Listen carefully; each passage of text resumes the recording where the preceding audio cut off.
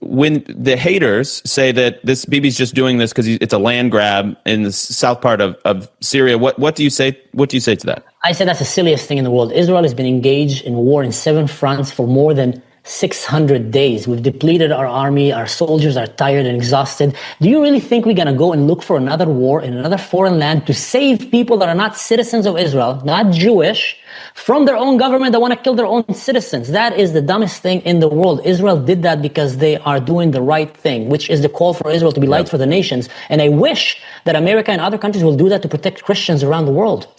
Here to help me unpack that is Mansour Ashkar. He actually is based in Israel, right on the border there. So, Mansour, welcome to the Charlie Kirk Show. Honored to have you. I'm so sorry for what's happening to your people. You are Druze. Now, I'll let you explain the backstory, what the current situation is on the ground. But yesterday over on the internet, I mean, all I was seeing was pictures of, Israel is bombing Syria. And so I wanted to unpack what that means. Bibi Netanyahu has made a statement. We'll get there. Please tell us about yourself and what the current situation is. Well, thanks for having me on your show. I'm a big fan. I follow you guys quite a lot. I'm an Israeli Druze. I was a former officer in the IDF and the Special Forces and a former negotiator. And I also grew up in this land. My family, all their relatives are from Lebanon, Syria, and Israel. It's funny that you mentioned that it came to the attention of many Americans only when Israel bombed in Syria. And that shows us again how mainstream media choose what to show and what not to show, because they didn't show that for 3 days before that, there was an October 7, pretty much, that was going on the Druze community in Syria. Babies were slaughtered, elderly sheikhs had their beard shaved like in the Holocaust and then executed, an 80 years old sheikh and many others they slaughtered the whole hospital, the Jawlani people, by the way, the government of Syria, not Al-Qaeda or ISIS. The government did that alongside the ISIS fighters and Al-Qaeda. They were all going together to slaughter the Druze. They brought tanks, they brought artillery, Grad missile, that's Russian missiles, to attack a village, basically, in the aim to ethnically cleanse. But mainstream media did not mention that. Now, the only reason it got stopped is because Israel went and shot a rocket at Jawlani's Ministry of Defense house. We saw that video, kind of crazy video. She's sitting there talking, and then the building explodes behind. That's basically the Pentagon of Syria. So only then, and they took down many of the tanks that came to murder civilians.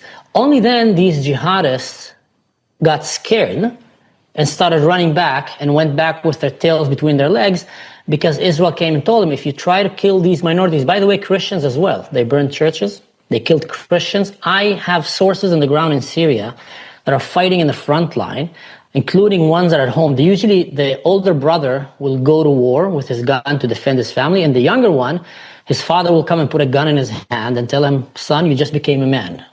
You don't let them come to this house, and you don't let them take your mother or sister alive. So that's the situation. Now, I see you might want to have some questions, so please let me know so I don't just kind of run through. No. I appreciate.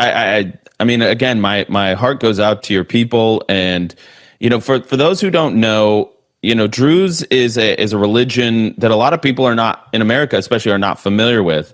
It's monotheistic. You guys, Druze keep their religious beliefs secret from outsiders. There are about 150,000 Druze in Israel, which it sounds like that's your community. So making up about 10% of the Arab citizens of Israel, and about half the population of the Golan Heights, which is interesting. There's about 1 million Druze overall. It's a spin-off of Islam going back about 1,000 years. So they're an Abrahamic monotheistic religion, and they see Jesus and Muhammad as prophets. But again, this is pretty obscure for most Americans, right? And we don't have to get into all the theology of it. But you said something I think that's really important. So we see the rise of Ahmad what's his name again here? Al-Shara. Al-Shara. So the new leader of Syria, and we've been hearing these reports that Christians are getting targeted, and now Druze. To separate fact from fiction, why are they doing this? Is this new leadership of Syria, are they targeting Christians and Jews out of pure ethnic cleansing? What's the motivation here? pure ethnic cleansing and the will to build the Muslim Ummah over Syria and later on over the world. The thing is with Ahmed al-Shara al-Jawlani, it's very interesting to me how someone with an Olympic track record of a terrorist, not just a normal terrorist, he was in Al-Qaeda and ISIS at its prime, became a general, a very high official in these two, and then jumped and created his own terrorist organization. And then one day he just puts a jacket and started looking like a hipster, and people start believing that he's a good guy. Everything up until now shows that he had clear intention of killing anyone in Syria that is not Muslim, that is not Sunnah also. And he started doing that to the Christians, he started doing it to Alawites, and now he's trying to do that to the Druze. Actually, I just translated an audio message that was sent by some of the officials from his regime to the soldiers of his government in Arabic, and I put it in my Instagram with English and Hebrew subtitles, and it says this: please stop using cameras when your phones when you're going to slaughter these Druze pigs. Shave their beards, slaughter them, slit the throat, do it, burn their houses, just don't use cameras. And listen to the next part. He said, don't do the same mistake that we did in the coast. He's referring to when they killed the Christians. Over there we did that and that backfired. So do all these things, just don't film it. And then he adds another command to them. The IDF Air Force is coming to target us. They want to stop us from committing a genocide. So start using human shields. Start hiding among the population and hide your tanks and vehicles and Toyotas between the houses. So you're getting a very clear Hamas-style, Hezbollah-style order to commit the worst thing on the face of this planet. Just please don't film it.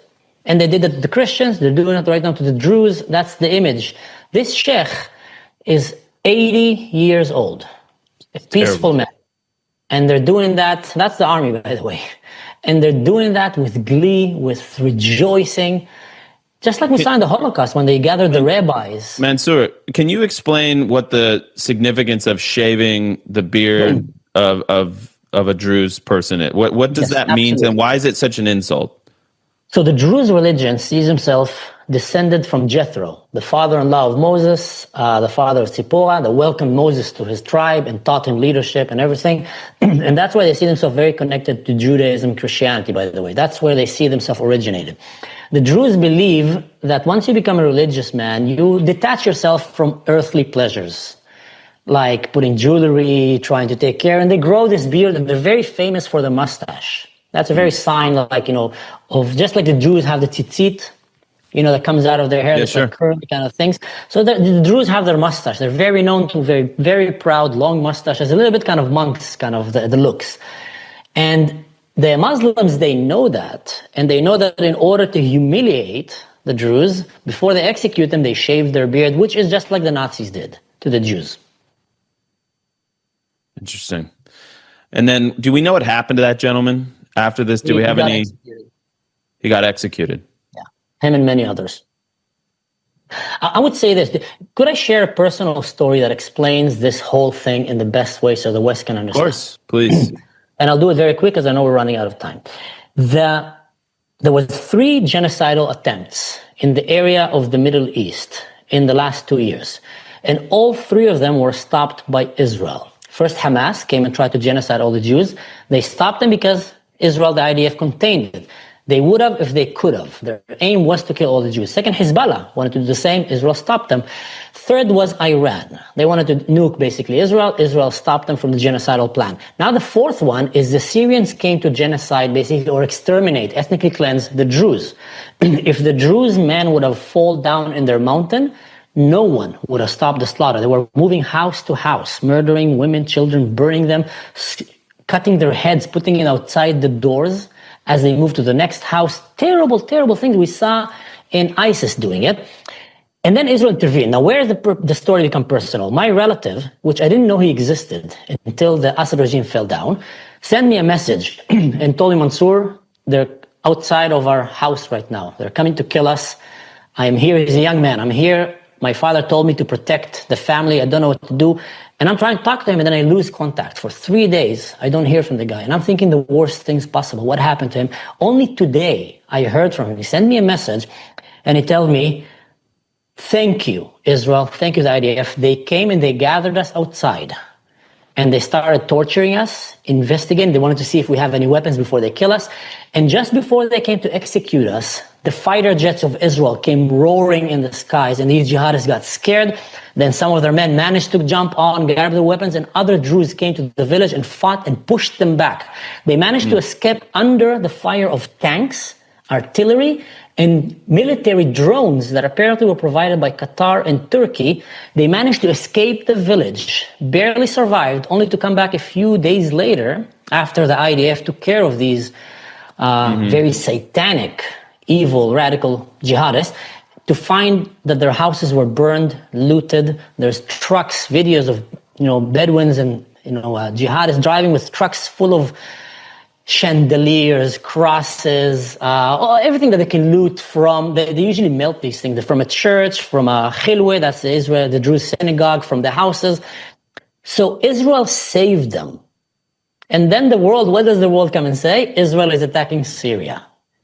Israel goes out of its way. Well, and so let me read you from Bibi Netanyahu. He said, I want to update you on what we've done in Syria and what we will do in Syria. We've set a clear policy, demilitarization of the area south of Damascus from the Golan Heights to Jabal al-Druze region. That's one red line. And then he explained that he was doing this to save the Druze. And he shares a story from Sheikh Mawafaq Tarif, the leader of the Druze community in Israel. He said it the following: during the Holocaust, when your people, the Jews, were being slaughtered, you cried out for help and no one came. Today, our people, the Druze, are being slaughtered and we are calling for the help of the state of Israel. And I said, he's right. We acted and we will continue to act as needed. So, I mean, he saved a genocide. I mean, I think that's fair to say in this instance. 100%. And Mansour, just really quick, we've only got 45 seconds here. When the haters say that Bibi's just doing this because it's a land grab in the south part of Syria, what do you say? What do you say to that? I say that's the silliest thing in the world. Israel has been engaged in war in 7 fronts for more than 600 days. We've depleted our army. Our soldiers are tired and exhausted. Do you really think we're going to go and look for another war in another foreign land to save people that are not citizens of Israel, not Jewish, from their own government that want to kill their own citizens? That is the dumbest thing in the world. Israel did that because they are doing the right thing, which is the call for Israel to be light for the nations. And I wish that America and other countries will do that to protect Christians around the world. Yeah, amen. We need to be protecting the Christians in Syria. That's an absolute mandate.